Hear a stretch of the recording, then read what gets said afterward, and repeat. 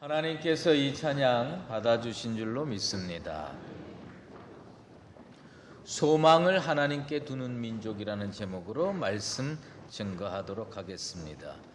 며칠 전 광복절 69주년이 지났습니다. 우리나라가 일제 식민지에서 해방돼서 광복된 지가 69년이 됐어요. 내년이면 70주년이 됩니다. 그런데 온전한 광복이 되지 못한 것이 늘 안타깝고 국민의 한 사람으로서 우리가 기도해야 할 제목이라고 생각이 됩니다. 역사를 바르게 기억해야 하는 민족이 역사의 질곡, 고난을 이겨내고 마침내 영광과 승리의 자리에 우뚝 설 수 있습니다. 그런데 지금 우리는 역사를 잊고 사는 것 같아서 걱정이 됩니다. 광복이라고 하는 말은 빛을 다시 찾았다, 잃어버린 빛을 다시 찾았다, 회복했다는 뜻입니다. 1910년 한일합방 이후에 우리나라는 빛을 잃어버렸습니다. 정치적으로 모든 주권을 일본에게 뺏겼고요. 경제적으로 수탈됐고, 문화적으로는 우리가 신사 참배부터 시작해서 한글을 사용할 수 없고 창씨 개명까지 해야 했습니다. 우리 선조들, 당시 젊은이들이 전쟁터로 내몰려서 남의 나라 전쟁에 휘말려 이름도 없이 피 흘리면서 죽었습니다. 꽃다운 여성들이 종군 위안부로 끌려가서 온갖 수모와 아픔을 겪었습니다. 그리고 더 많은 사람들이 만주와 시베리아로 강제징용이 됐습니다. 아직도 그런 역사의 잔재들이 해결되지 못하고 그대로 남아있는 것이 많이 있습니다. 그런데 하나님의 은혜로 1945년 8월 15일에 우리나라가 해방을 맞이했습니다. 기록을 찾다 보니까 놀라운 기록이 하나 있더라고요. 어떤 사람이 이 광복의 소식이 이제 라디오를 통해서 이제 전달이 되잖아요. 그런데 그때 마침 화장실에 있었대요. 근데 이제 지금과 같은 화장실이 아니라 옛날 재래식 화장실에서 일을 보다가 너무 놀래가지고 그 통에 빠졌대요. 그 통에 빠져가지고 그래도 좋아서 그 속에서 손들고 대한독립 만세를 외쳤다고 합니다. 그 정도로 기다리고 그 정도로 고대했던 사건이었습니다. 그런데 우리는 그 감격을 잃어버리고 그냥 광복절은 하루 쉬는 빨간 날쯤으로 기억하고 형식적으로 지나는 경우가 얼마나 많은지 모릅니다. 이 설교를 준비하기 위해서 광복절날 아침 신문부터 뉴스, 그 다음날 신문까지 쭉 다 살펴봤는데 말이에요. 이게 도대체 광복절인데 신문에서요, 광복절에 관한 기사를 거의 찾을 수가 없어요. 뉴스 시간에도 광복절에 대한 무슨 기록이라든지 역사적인 의미라든지 이런 것을 별로 얘기를 하지 않아요. 그리고 이번 광복절은 온통 교황 얘기뿐이 없어요. 아니, 교황이 도대체 우리한테 해준 게 뭐예요? 뭐 제가 우리랑 다른 종교의 수장이 와서 무슨 질투하고 시세음을 한다, 그렇게 생각하지 마십시오. 실제로 놓고 보면 참 보면 이단이 뭔지 아세요? 이단이요, 성경을 바꾸는 게 이단이에요. 그 다음에 성경을 빼는 게 이단입니다. 그러면 성경에다가 뭘 덧붙이는 건 뭐냐? 그것도 이단이에요. 이 이단의 아주 독특한 특징 중에 하나가 뭐냐면 싱크레티즘이라고 하는 건데 뭘 자꾸 덧붙이는 거예요. 우리나라에서 최고로 좋은 종교가 뭐라고 생각하세요? 자기네들은 그렇게 생각하는데 대순진리회라는 게 있어요. 그건 뭐냐면 기독교, 불교, 유교 뭐 이래 가지고 다 이렇게 짬뽕처럼 섞어놔서 자기네가 제일 좋은 종교라고 생각을 합니다. 합해 놓은 거예요. 그런데 이 가톨릭도 마찬가지예요. 근데 우리가 왜 그 사람들 가톨릭이라고 그러는지 아세요? 원래 그 가톨릭이에요. 근데 왜 가톨릭이라고 그래요? 여러분 아세요?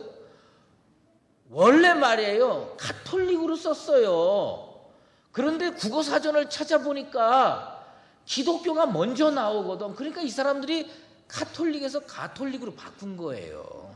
진짜 이상한 사람들이야. 국어사전에 앞에 나오면 어떻고 뒤에 나오면 어때요?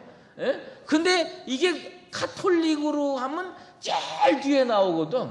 그러니까 뭐냐? 가톨릭으로 바꾼 겁니다. 그래가지고 제일 앞에 나와요. 앞에 나온다고 옳은 종교 되는 거 아닙니다. 예. 뭐냐 하면 아니 성경에 마리아 승천했다는 얘기 나옵니까? 성경엔 마리아가 승천했다는 얘기 안 나와요. 근데 그거 그냥 뭐 좋다고 생각하니까 다 끌어당기는 거예요. 그래서 이단이라고 얘기를 하는 거예요. 우리가 이 뭘 정확하게 볼 줄 알아야 됩니다. 어쨌든 교황이 와도 좋고 다 좋은데 우리나라의 광복절의 의미를 그것으로 대체할 수는 없다라고 생각합니다. 지금도 이스라엘 민족은요, 장막절이 되면 집 안에서 안 잡니다. 밖으로 나가서요, 텐트 치고요, 옛날에 이스라엘 민족들이 먹었던 그 딱딱한 빵을 먹으면서 할아버지 할머니들부터 손주까지 다 텐트 안에 들어가 가지고 그 딱딱한 땅에, 추운 땅에 누워 가지고 같이 그 딱딱한 빵을 먹으면서 역사의 의미를 되새겨 보고 있습니다. 그리고 이 부림절 같은 때는요, 무슨 빵을 먹냐면요, 빵이 이렇게 동그란 빵에 귀가 있어요. 그 귀가 누구의 귀를 상징하느냐면요, 옛날에 그 아하수에로 왕 때 하만이 유대인들 죽이려고 해가지고 그때 하만의 귀가 컸대요. 그래서 그 빵에 귀가 있어요. 그러면서 그 빵을 뭐냐면 부림절 빵이라고 그러면서 그 빵을 먹으면서 지금도 이스라엘 그 백성들은 뭐냐면 부림 그럽니다. 그러면서 그 역사를 잊지 않겠다고 얘기를 하고 있습니다. 그런데 우리들은요, 몇 년 전에 일어난 사건도 자꾸 잊어먹으려고 그래요. 그걸 잊으면 마음이 편한지는 몰라도요, 역사가 반복될 수 있다고 하는 것입니다. 독일의 그 히틀러가, 나치가 유대인들 600만 명을 죽였어요. 예루살렘에서, 성지 예루살렘에서 지금 이스라엘의 수도 텔아비브까지요, 고속도로가 있는데 그 고속도로에 600만 그루의 나무를 심었습니다. 그러면서 그 가로수를 보면서 이 사람들이 이제 해외로, 예루살렘에서 해외로 나가기 위해서 텔아비브 공항으로 쭉 가면서 그 나무를 보면서 항상 되새기는 게 뭔지 아십니까? 나치가 우리를 600만 명을 죽였다. 그걸 기억하라. 그걸 기억해야 역사가 반복되지 않는다 말이에요. 그런데 우리는요, 광복절날 신문 도상에, 방송에 다 빼버립니다. 그리고 그 역사가 반복되지 않으리라는 그런 법이 어디 있겠습니까? 정신 차려야 됩니다. 대한민국은 사실 1910년하고 지금하고 크게 다른 게 아니에요. 지금 우리가 훨씬 잘 살게 됐음에도 불구하고요, 우리 주변에는 1910년에 우리나라를 좌지우지했던 그 나라들이 그대로 포진하고 있습니다. 우길승천하면서 굴기를 내세우는 중국과, 그리고 그 다음에 지금도 우파로 점령당하고 있는 일본과, 그리고 아직도 남하 정책을 포기하지 않은 이 러시아와 그리고 미국, 이 나라들이 그대로 포진하고 있는데 우리만 정신 못 차리고 있는 거예요. 우리만 역사를 잊어먹고 있는 것입니다. 광복 우리 능력으로 얻어냈습니까? 우리가 힘있고 우리가 독립전쟁을 해가지고 얻어낸 겁니까? 진짜 하나님께서요 우리나라 붙들어 주신 줄로 믿습니다. 그래서 하나님의 은혜로 그 세계 역사의 섭리를 하나님께서 주관하시고 우리 민족에게 독립을 허락해 주셨어요. 6.25 전쟁 때 우리가 우리 힘으로 지켜냈습니까? 유엔군이 와가지고 도와주지 않았으면 다 공산주의 나라가 됐을 것입니다. 물론 우리는 그 후에 전쟁의 참화를 이겨내고 후진국에서 선진국으로 진입한 유일한 나라입니다. 한강의 기적, 좋은 지도자와 그리고 성실한 국민들이 열심히 노력해가지고 이걸 일궈냈지만 그것도 하나님께서요 월남전이라든지 이런 것들을 통해서 우리에게 기회를 주지 않았으면 참 어려웠을 거라고 저는 생각합니다. 하나님께서 이 민족 붙들어 준 거 잊지 말아야 됩니다. 지금 중국은요 동북공정을 통해서 고구려도 자기네 나라라고 합니다. 그렇게 그 사람들은 아직도 뭐든지 포기하지 않고 있고, 일본 아베 총리 보세요. 나는 그 인간은 왜 죽지도 않는지 몰라요. 난 진짜 제가 이 교회 지도자로서 이런 말을 하면 될까 안 하면 조심스럽긴 하지만 진짜 이 정신없는 사람이 너무 많아요. 그런데 조금만 삐끗해도 천길 떨어질 수밖에 없는 이 백척간두의 위기에 놓여 있는데 이 땅은 부정부패와 죄악으로 뒤덮여 있고 우상숭배로 뒤덮여 있습니다. 여러분, 하나님께서 지켜주셔야 돼요.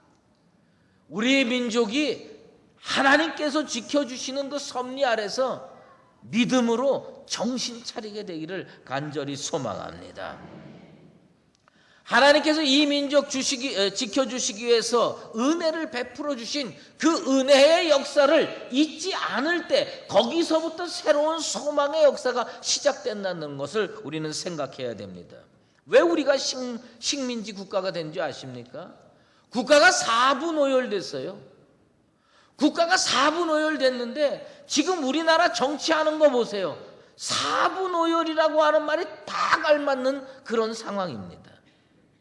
자녀에게 제대로 된 역사 교육 시켜야 됩니다. 우리 주님께서요 뭐라고 가르쳐 주셨어요? 땅끝까지 이르러 내 증인이 되라고 승천하면서 말씀해 주시면서 뭐냐면 모든 민족에게 세례를 주고 가르쳐 지키게 하라고 그랬어요. 여러분, 말씀을 지키려면 어떻게 해야 되냐면 가르쳐야 됩니다. 가르치는데 어떻게 가르쳐야지 지키는 줄 아십니까? 귀에 딱지가 않도록 가르쳐야 지킵니다. 여러분 자녀들한테 수없이 잔소리해야 겨우 지킵니다. 그렇다면 오늘 한국교회가 말이죠, 이런 것을요 성도들 그리고 백성들 귀에 딱지가 않도록 제대로 가르쳐야 돼요. 그래야 지킬 수가 있습니다. 이 이스라엘 민족이 언제 망했느냐면요, 사실은요 히스기야 왕 때 이 국가의 운명이 쭉 내려가다가 히스기야 왕 때 다시 올라갔어요. 다시 올라가다가 바로 그 다음에 아들 왕이 므낫세인데 므낫세부터 곤두박질 치기 시작해서 얼마 안 돼서 망해버렸습니다. 왜 그렇게 된 줄 아십니까? 히스기야가 죽을 병에 걸렸어요. 죽을 병에 걸려서 하나님께 진짜 벽을 향해서 눈물로 기도를 해가지고 하나님께서 그 히스기야의 생명을 몇 년 연장시켜줬냐면 15년 연장시켜줬어요. 15년 연장시켜줬을 때 하나님께서 생명 15년 연장 왜 시켜줬을까 이렇게 생각을 해보면요, 나라 통치 잘하라고 기회 주셨는데 그때 히스기야는 물론 나라로 통치를 했겠지만 자식을 하나 낳습니다. 그때 생명 연장 15년 때 낳은 자식이 누구냐? 므낫세입니다. 이 므낫세를 낳고요, 히스기야가 성경에 나와 있지 않지만 진짜 금이야 옥이야 애지중지 키웠던 것 같아요. 이 친구한테 교육을 제대로 못 시켰어요. 왕이 될 사람이면 아무리 이뻐도 왕의 교육을 제대로 시켜야 되는데, 히스기야 왕이 왜 위대한 왕입니까? 예? 우상 다 정리했어요. 예배 다시 다 회복했어요. 그렇게 했는데 이 므낫세는요, 아버지와 정반대로 걸어갑니다. 아버지가 우상 다 역사의 현장에서 치워버렸는데 므낫세가 가서 도로 다 끌어다가 세워놓습니다. 이 아버지가요, 예배 모범을 제대로 세웠는데 이 므낫세는요, 우상 숭배하느라고 예배를 드리지 않습니다. 하나님 앞에 이 국가가, 이 민족이 심판받은 이유가 그 단초가 어디서부터 시작되느냐? 므낫세로부터 시작이 되는 거예요. 제대로 교육받지 못한 아들 왕이 국가를 그렇게 만들어 놓는 겁니다. 1960년대 70년대 우리나라 이 기독교인들이 얼마나 국가를 위해서 기도했습니까? 진짜 구국 기도를 했어요. 나는 어렸을 때 그 말이 이해가 잘 안 됐어요. 무슨 기도를 하는데 구국이 되느냐. 그런데 저 삼각산에 기도원들이 얼마나 많은지 몰라요. 거기에 말이죠, 밤마다 금요일 밤마다 올라가 가지고요, 무슨 형제봉 칼봉 뭐 이래 가지고 올라가고 거기에 엎드려서 기도했습니다. 이 나라를 구해주시고 이 민족을 구해주시고 기도했어요. 그런데 그분들의 그 기도 덕분으로 하나님께서 이 나라 지켜주시고 잘 살게 만들어 주셨어요. 근데 내가 제일, 이건 뭐 정말 그 목사의 한 사람으로서 안타까운 게 뭐냐, 거기 세검정에 그 저 삼각산 평창동에 말이에요, 주택들이 들었으면서 그 기독교인들이 올라가서 기도하면 얼마나 시끄럽겠습니까? 밤마다 주여 주여 하니까요, 이게 아마 이 자꾸 그 항의가 들어갔던 것 같아요. 김영삼 정부 때 거기 기도하지 말라고 철책 다 쳤습니다. 왜 장로 대통령이 그런 일을 하는지 난 이해할 수가 없어요. 그 후로는 우리나라의 기도가요, 내리막길 걷기 시작하는 겁니다. 이거 다시 회복해야 돼요. 나는 무슨 삼각산 평창동에 가서 기도하라는 얘기가 아니라 이 기도의 흐름, 기도의 물줄기가 이 민족 안에 다시 살아나게 되기를 소망합니다. 하나님께 충성하는 세대를 만들어야 됩니다. 히스기야가 뭘 잘못했냐? 아마 하나님 앞에 억울할 겁니다. 나는 정치도 잘했고 우상 타파했고 나는 잘하고 왔습니다. 뭘 잘못했느냐? 자식한테 역사 교육을 제대로 못 시켰어요. 자식한테 역사 교육을 제대로 못 시켜서 아버지 때는 훌륭한 국가를 만들었지만 그 아들 때에 나라가 내리막길 걸었다는 겁니다. 우리 70년대 80년대 교회가 부흥하면서 국가가, 교회 부흥과 국가의 부흥이 맞물려 가고 있습니다. 그런데 지금은 얼마나 우상들이 많아지고요, 부정부패의 죄악이 관영한 땅이 됐습니다. 하나님께 충성하지 않는 세대를 만들어버렸습니다. 요즘에 한국 문화가 세계를 뭐 거의 좌지우지하는 것 같아요. 뭐 동남아, 미국, 뭐 유럽 가도 전부 뭐 한국 노래 부르고요. 뭐 한국이 뭐 최고라고 얘기하는 사람들 꽤 많이 있습니다.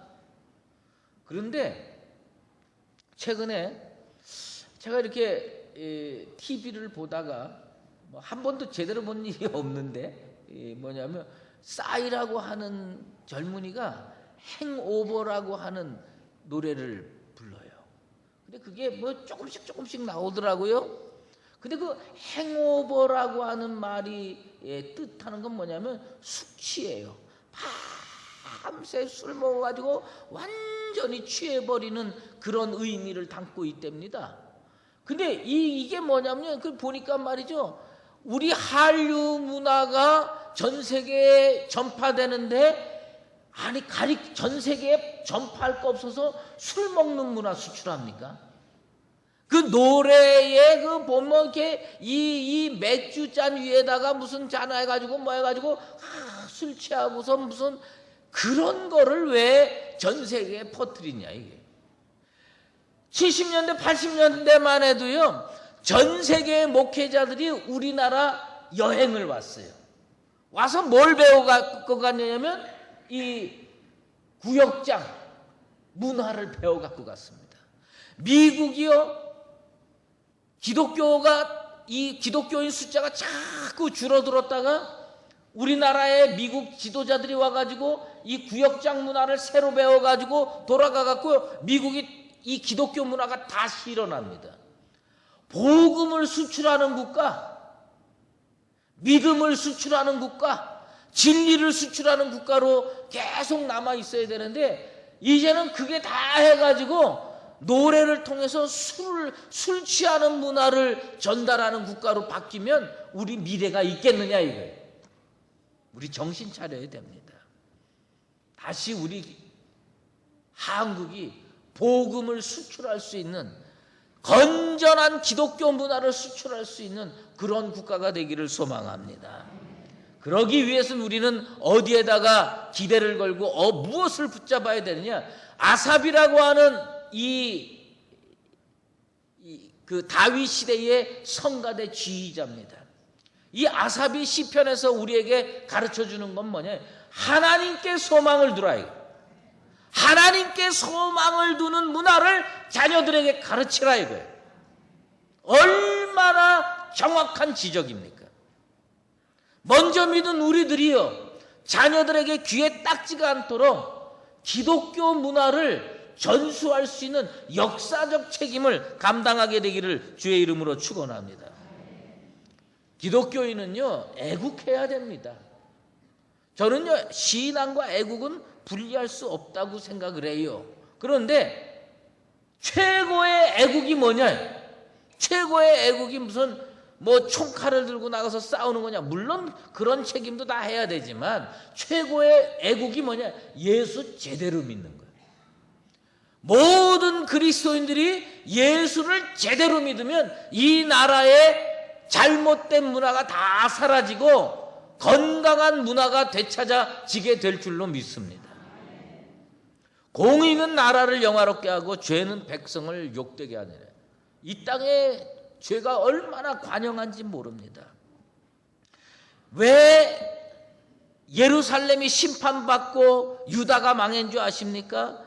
하나님께서 예레미야 선지자에게 말씀해요. 너 예루살렘 거리에 가가지고 진짜 정의롭고 진리를 행하는 사람 한 사람만 구하면 내가 멸망시키지 않겠다고 그랬어요. 근데 그 한 사람을 찾을 수가 없었어요. 아브라함 시대는 10명을 못 구해서 소돔과 고모라가 망했는지 몰라도 이 예레미야 시대는요, 예루살렘 시내에 다니면서 겉모습은 다 멀쩡해. 겉모습은 다 진리 가운데 사는 것 같아. 그런데 진짜 정의를 행하고 진리를 행하는 사람 한 사람 구하면 내가 이 예루살렘 멸망하지 않게 해줄게. 하나님이 그렇게 말씀하셨는데 그 한 사람을 구하지 못했습니다. 우리나라에 이 서울에 진리를 따라 행하는 그리스도인이 많아지게 되기를 원합니다. 도산 안창호 선생이 평양의 칠성문에서 강연하는데 이런 강연을 한 적이 있어요.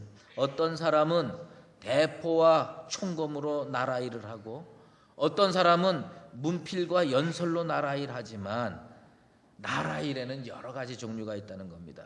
시장에서 장사하는 일도 나라 일이고 호미로 김을 매는 자도 나라 일이고 솔밭에서 나무하는 자도 나라 일이라는 겁니다. 그러므로 자기가 하는 그 일에서 올바로 하면 그게 애국하는 겁니다. 우리가 이 민족의 장래를 위해서 큰일 해야 되느냐? 전 그렇게 생각하지 않습니다. 그거는 그 일을 하는 사람들이 따로 있고요. 우리는 어떻게 해야 되느냐? 여러분 시장에서 장사하십니까?